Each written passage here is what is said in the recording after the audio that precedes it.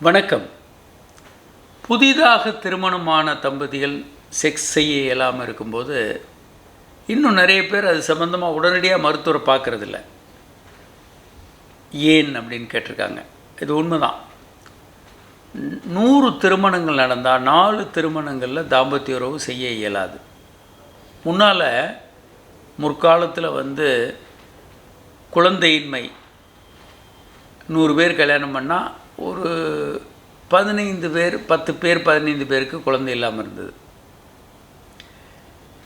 ஆனால் என்ன பண்ணுவாங்க, இதை பற்றி ஒரு புரிதல் இல்லாததுனால 2வது கல்யாணம், ஆண் 2வது 3வது கல்யாணம் எல்லாம் பண்ணிகிட்ருப்பாங்க.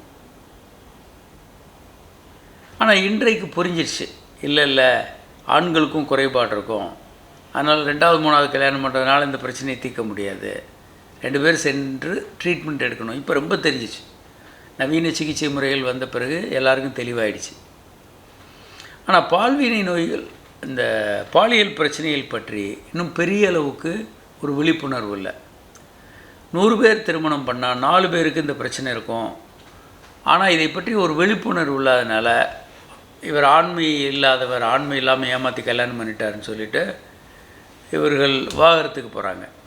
சென்னை ஹைகோர்ட்டில் இருக்கக்கூடிய இளம் தம்பதியினர் ஒரு கல்யாணம் 4-5 வருடங்களுக்குள்ளே டைவர்ஸ் ஆகிற எல்லா திருமணங்களுமே இந்த அன்கன்சுமேட்டட் மேரேஜ், திருமணமாகியும் உறவு கொள்ள இயலாத நிலை தான்.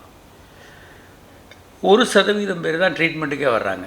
இதை முற்றிலும் சரி செய்ய முடியும், சரி செய்து கொள்ள வேண்டும். அவங்க தம்பதிகள் 2 பேரும் மருத்துவரை, பாலியல் மருத்துவர்கள் அணுகுனா சில அடிப்படையான டெஸ்ட்டுகள் எடுத்துகிட்டு இதை ஒரு வாரத்தில் கூட சரி பண்ணி கொடுக்க முடியும். ஆனால் பெரும்பாலான தம்பதிகள் இதை பற்றி ஒரு விழிப்புணர்வு இல்லாதனால பெற்றோர்களும் சேர்ந்து பிரச்சனை பெருசாகிடும். ஏமாற்றி கல்யாணம் பண்ணிட்டாங்கன்ற மாதிரி போய் மிகப்பெரிய சிக்கலாக மாறி குடும்ப சண்டையாகி விவாகரத்துக்கள் போகிறது நிறைய இருக்குது. ஆனால் இதை பற்றி இவங்க ஒரு மருத்துவர் ஆலோசனை கூட வர்றதில்லை. இவங்களே ஒரு முடிவு எடுத்துகிட்டு இவங்களே கோபப்பட்டு பிரிஞ்சு போகிறவங்களுடைய எண்ணிக்கை ஏராளமாக இருக்குது. அதனால் திருமணத்திற்கு முன் ஆலோசனை ரொம்ப அவசியம். ஏன்னா திருமணம் ஆன பிறகு இந்த மாதிரி எல்லாம் கோபம் வந்த பிறகு நீங்கள் எக்ஸ்பிளைன் பண்ணால் அவங்க கேட்க மாட்டாங்க. இல்லை, என்னை ஏமாற்றி கல்யாணம் பண்ணி வாழ்க்கையை கெடுத்துட்டாங்கன்னு.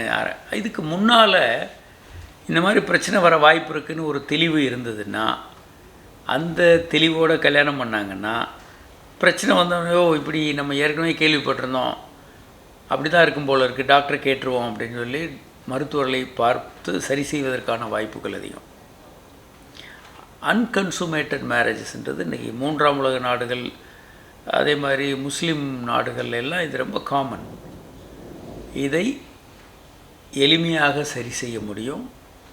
இது ஒரு மருத்துவ பிரச்சனை, நீங்களே சரி பண்ணிக்க முடியாது.